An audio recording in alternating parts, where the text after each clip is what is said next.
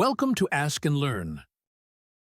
Okay, the question here is let f of x equals 2 minus the absolute value of 2x minus 1, and show that there's no value of c such that f of 3 minus f of 0 equals f prime of c times 3 minus 0, and why does this not contradict the mean value theorem?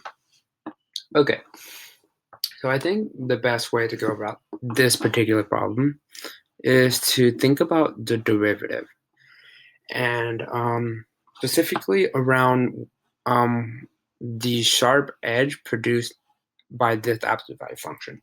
So this occurs when 2x minus 1 is equal to 0. So when this is equal 0, well, this equals 0 when x is equal to 1/2. So remember, when you have an absolute value function, it's actually a piecewise divide function, and so you can divide it up into two parts. So when x is greater than 1/2 and when x is less than 1/2.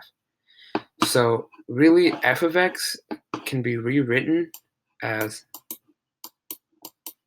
this. So if the function is less than 1/2, you put a negative sign in front of this function. So if x is less than 1/2, then it will be 2 minus, and then we put another negative, makes it positive, so 2 plus 2x minus 1. And then if x is greater than 1/2, you get the same exact function. You get the function that's written. And then now you can take the derivative of this function more easily. So this will be f prime of x is equal to,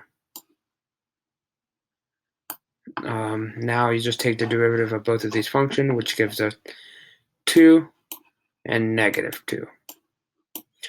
So recall that now you're getting two different answers at x equals 1/2. So this is occurring when x is less than 1/2, and this is occurring when x is greater than 1/2.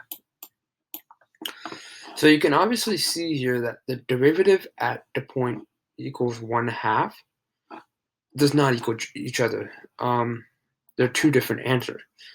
And since our domain here is actually 0 to 3, because we can see that with the way they set up the mean value theorem equation right here. And we know that 1/2 is in this interval. So since this is in the interval, we know that the derivative at 1/2 does not exist. And remember, the two conditions required for the mean value theorem are continuity and differentiability in its domain, in this interval, especially in the open interval. And since this condition right here has failed, we know that the fact that this function f of x failed the conditions required for the mean value theorem. We know for a fact that there's no value of c such that f of 3 minus f of 0 is equal to f prime of c times 3 minus 0.